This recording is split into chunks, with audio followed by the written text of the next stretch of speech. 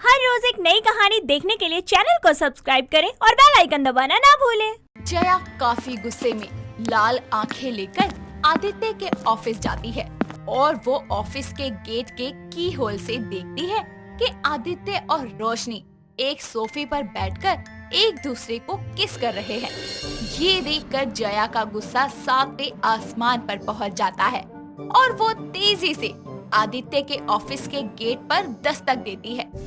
Gate पर दस्तक की आवाज सुनकर रोशनी और आदित्य दोनों घबरा जाते हैं और ना चाहते हुए भी आदित्य हिम्मत करके गेट खोल ही देता है और गेट खोलते ही जया आदित्य को एक जोरदार थप्पड़ मारती है।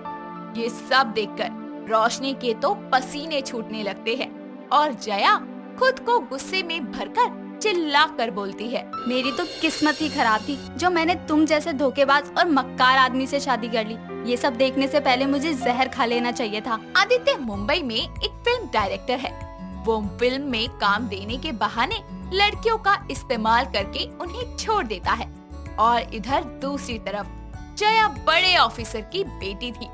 जया की मर्जी के खिलाफ उसकी शादी आदित्य से करवा दी जाती है और आदित्य ने भी अपने फायदे और दहेज के लिए ये शादी की थी। फिर जया ने भी आदित्य को ही अपनी जिंदगी की सच्चाई मानकर उसे प्यार करना शुरू कर दिया था। यूं ही दिन गुजरते गए और आदित्य का जया से मन भर गया और वो जया से दूर दूर रहने लगा और उसी के मौके तलाशने वो कभी मीटिंग का बहाना करता तो कभी नाइट शूट का हवाला देता। एक दिन रात को खूब सज संवर कर जया आदित्य के करीब आती है और उससे लिपट कर कहती है, जानू इतनी रात को कहाँ जा रहे हो? बेबी कुछ नहीं, ऑफिस में थोड़ा काम है। आज तो रुक जाओ, आज हमारी शादी की पहली सालगिरह है। जया मैं ऑफिस का काम जल्दी ही खत्म करके आ जाऊंगा, पक्का, आई प्रॉमिस। देखो आदित्य, तुम्हें आज तो आना ही पड़ेगा, आज कोई बहाना नहीं चलेगा। अरे हाँ बाबा, आ जाऊंगा मैं टाइम पर। आदित्य घर से जा ही रहा होता है कि जया उससे पहले ही जाकर दरवाजा बंद कर देती है और कहती है, आज तो ऐसे नहीं जाने दूंगी। जया ये क्या बचकानी हरकतें हैं? ये बचकानी हरकतें नहीं, जवानी की हरकतें हैं। अगर तुम्हें जाना है तो पहले मुझे गले लगाओ और एक किस करो। आदित्य आगे बढ़कर जया के होठों पर किस करता है और वहाँ से चला जाता है। काफी देर हो जाती है और रात के 11 बजे होते हैं मगर आदित्य अभी तक नहीं आया होता। जया थोड़ा और इंतजार करती है लेकिन फिर भी आदित्य नहीं आता। जया परेशान हो जाती है और आदित्य को कॉल करती है। वहाँ आदित्य का फोन रिंग होता है मगर वो जानबूझकर फोन नहीं उठाता और उसकी गर्लफ्रेंड रोशनी पूछती है, कौन है ये जो इस वक्त परेशान कर रही है आपको? और कौन होगी, मेरी बीवी जया है ये। आज हमारी शादी की पहली सालगिरह है, इसीलिए इतना बेचैन हो रही है। तुम फिक्र मत करो मेरी जान, आज की रात मैं तुम्हारे साथ ही बिताऊंगा। अच्छा, ऐसी भी क्या खूबी है इसमें जो आपकी बीवी में नहीं है? ये नशीली आंखें, ब्लशी स्माइल, क्यूट सा फेस कट। आदित्य अपनी बात पूरी कर भी नहीं पाया था कि फिर से जया का कॉल आता है और हर बार की तरह इस बार भी आदित्य ने जया का कॉल कट कर दिया। कुछ ही पलों में फोन दोबारा बज उठता है और इस बार रोशनी ने फोन स्विच ऑफ कर दिया और बोला, आदित्य जी, आज की इस रोमांटिक नाइट में कोई भी दखल अंदाजी नहीं होगी। वेल डन रोशनी, अब हमारे और हमारी इस हसीन रात के बीच कोई नहीं आने वाला। आदित्य और रोशनी रोमांस कर रहे होते हैं और इधर दूसरी तरफ जया अपने पति के साथ एक रोमांटिक रात बिताने के लिए बेताब हो रही थी। वो काफी देर से आदित्य को कॉल कर रही थी मगर कॉल लग ही नहीं रहा था। जया के सब्र का बांध आखिरकार टूट ही जाता है और उसे मन ही मन काफी गुस्सा आता है। जया काफी गुस्से में लाल आंखें लेकर आदित्य के ऑफिस जाती है और वो ऑफिस के गेट के की होल से देखती है कि आदित्य और रोशनी एक सोफे पर बैठकर एक दूसरे को किस कर रहे हैं। ये देखकर जया का गुस्सा सातवें आसमान पर पहुंच जाता है और वो तेजी से आदित्य के ऑफिस के गेट पर दस्तक करती है। गेट पर दस्तक की आवाज सुनकर रोशनी और आदित्य दोनों घबरा जाते हैं और ना चाहते हुए भी आदित्य को हिम्मत करके गेट खोलना ही पड़ता है और गेट खोलते के साथ जया आदित्य को एक जोरदार तमाचा मारती है। ये सब देखकर रोशनी के पसीने छूटने लगते हैं और जया खुद को गुस्से में भरकर चिल्लाकर बोलती है, मेरी तो किस्मत ही खराब थी जो मैंने तुम जैसे धोखेबाज और मक्कार आदमी से शादी कर ली। ये सब देखने से पहले मुझे जहर खा लेना चाहिए था। जया, ऐसा कुछ भी नहीं है जो तुम समझ रही हो। आदित्य, मैं बिल्कुल सही समझ रही हूँ। तुम दोनों का चक्कर कब से चल रहा है? जया, कोई भी चक्कर नहीं चल रहा। मैं बस ऑफिस की मीटिंग से फ्री हुआ हूँ, बट मुझे कल एक फिल्म की शूटिंग के लिए जाना है और रोशनी उस फिल्म की हीरोइन है। मैं उसको सिखा रहा हूँ कि कैसे एक्टिंग करनी है और कैसे एक्सप्रेशन देने हैं। रोशनी भी आदित्य का साथ देते हुए बोलती है, जया मैम, आप गलत समझ रही हैं। वो तो कल एक बहुत इम्पोर्टेंट सीन की शूटिंग करनी थी, इसलिए सर से मैं एक्टिंग सीख रही थी।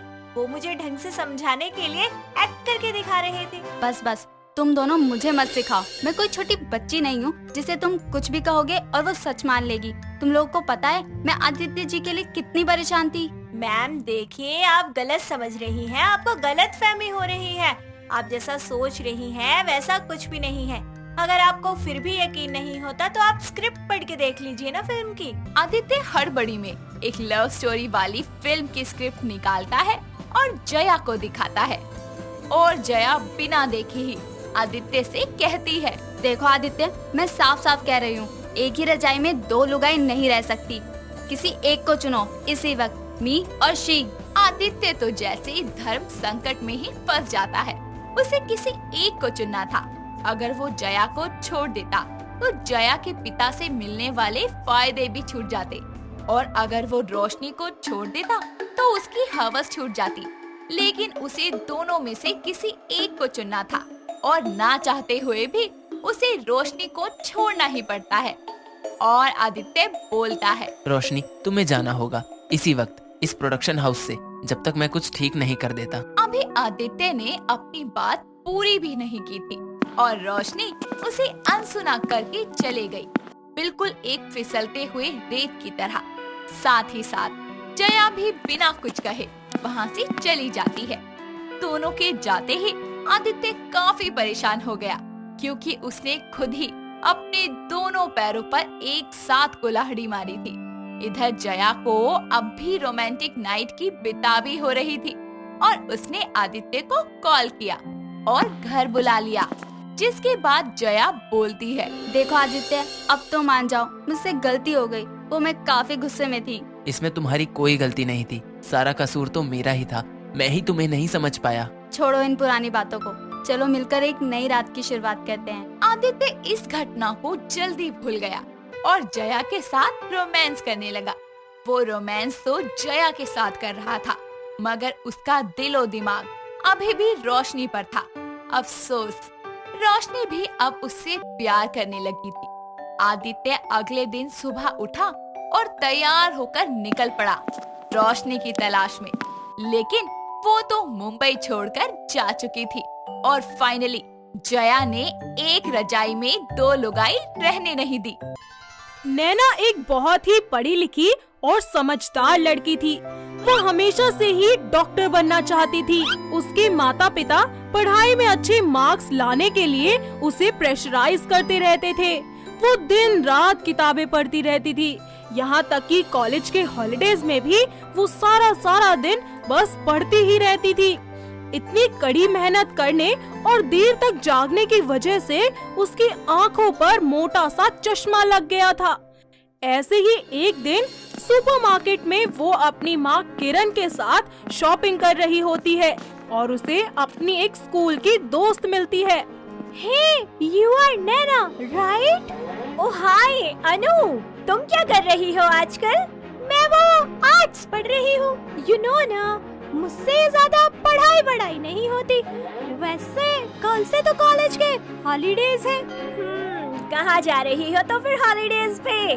केदारनाथ ट्रैक के लिए, और वो भी रुद्र के साथ। रुद्राक्ष मेरे साथ पढ़ता था, तुम्हें तो याद ही होगा ना? हाँ याद है। ओके नैना, बाय, मैं चलती हूँ, मुझे बहुत सारी पैकिंग करनी है। इतना कहकर अनु वहाँ से चली जाती है और नैना बस सारा टाइम अनु की बातों के बारे में सोचती रहती है। सब कितना खुश है अपनी लाइफ में, एक मुझे छोड़कर। मेरी तो जिंदगी सिर्फ इस चश्मे और इन किताबों में उलझ के रह गई है।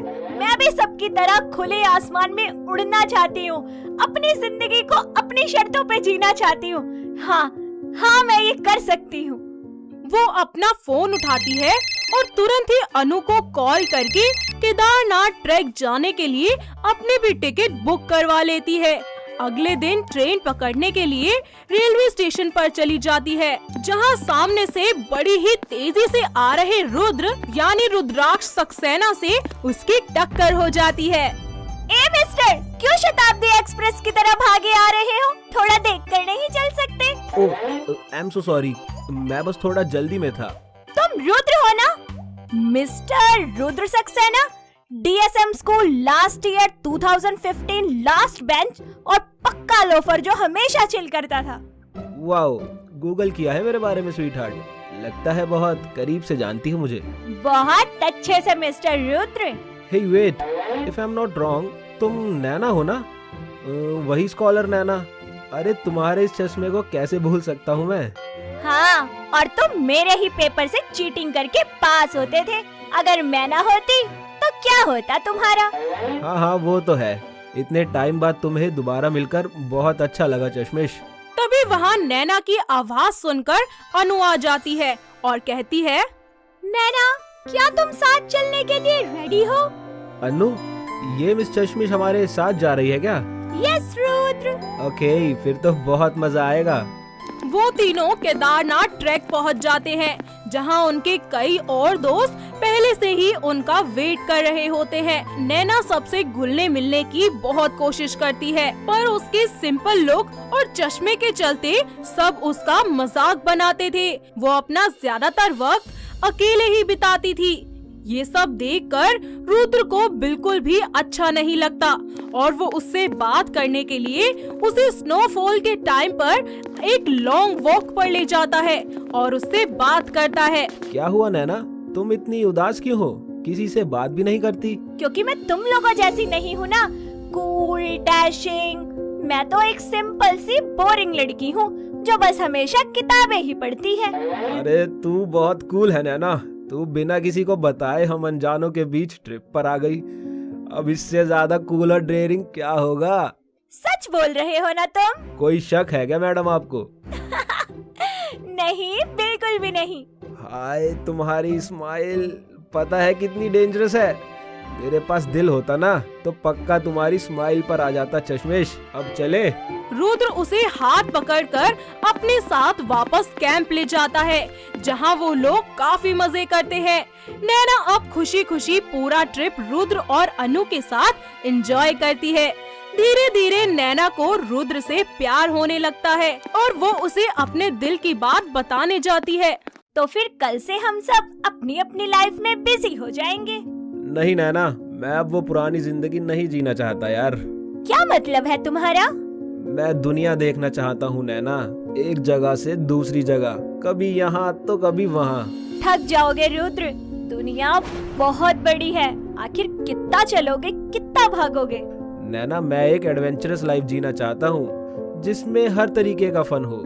इसलिए तो अमेरिका जा रहा हूँ अगले हफ्ते, 4 साल की ट्रैवल एंड टूरिज्म की डिग्री कंप्लीट करने के लिए। रुद्र की बातें सुनकर नैना बहुत निराश हो जाती है और वो अपने दिल की बात बिना बताए वहाँ से चली जाती है। ऐसे ही 5 साल बीत जाते हैं। नैना एक बड़ी डॉक्टर बन जाती है, तो वहीं रुद्र पिछले 5 साल से दुनिया भर में घूम रहा होता है। ऐसे ही एक दिन अचानक रुद्र की माँ संध्या की तबीयत बहुत ज्यादा खराब हो जाती है। उसके पिता सूरज जल्दी से अपनी बीवी को हॉस्पिटल ले जाते हैं, जहाँ डॉक्टर उनका इलाज करते हैं। सूरज अपने बेटे को फोन करता है। बेटा रुद्राक्ष। यस डैड, कैसे हैं आप? बेटा, तेरी माँ की तबीयत काफी खराब है। तू बस जल्दी से घर आ जा। रुद्र तुरंत ही पहली फ्लाइट पकड़कर इंडिया आ जाता है और फौरन अपनी माँ से मिलने के लिए हॉस्पिटल जाता है। पापा, माँ कैसी है? ठीक है ना? बेटा, तेरी माँ के हार्ट में ब्लॉकेज हो गई थी और ऑपरेशन के लिए पैसे कम पड़ रहे थे, पर भला हो उस डॉक्टर का जिसने तेरी माँ की जान बचा ली और उनका फ्री में इलाज कर दिया। सच में पापा? कहाँ है वो डॉक्टर? मैं अभी मिलता हूँ उनसे, पर पहले माँ से मिलता हूँ। रुद्र अपनी माँ से मिलने के लिए वार्ड में जाता है, जहाँ नैना उनका इलाज कर रही होती है। वो नैना को वहाँ देखकर बहुत हैरान हो जाता है। अरे चश्मिश, तू यहाँ? सेम क्वेश्चन, तुम यहाँ कैसे? अरे जिनका तुम इलाज कर रही हो मेरी मम्मा है। ओ, मुझे तो पता ही नहीं था। थैंक्स नैना, आज तुम ना होती तो पता नहीं क्या होता। तुम सच में बहुत अच्छी हो। कुछ ही दिन बाद रुद्र अपनी माँ संध्या को डिस्चार्ज करवाकर हॉस्पिटल से ले जाता है। रुद्र को देखकर नैना का सोया हुआ प्यार एक बार फिर से जाग जाता है और उन दोनों का बातों और मुलाकातों का सिलसिला फिर से शुरू हो जाता है।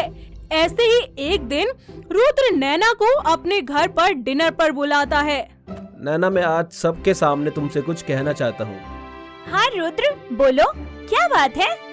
नैना, मैं तुमसे बहुत प्यार करता हूँ, और आज से नहीं, तब से जब तुम हमारे साथ घूमने गई थी। क्या तुम मुझसे शादी करोगी?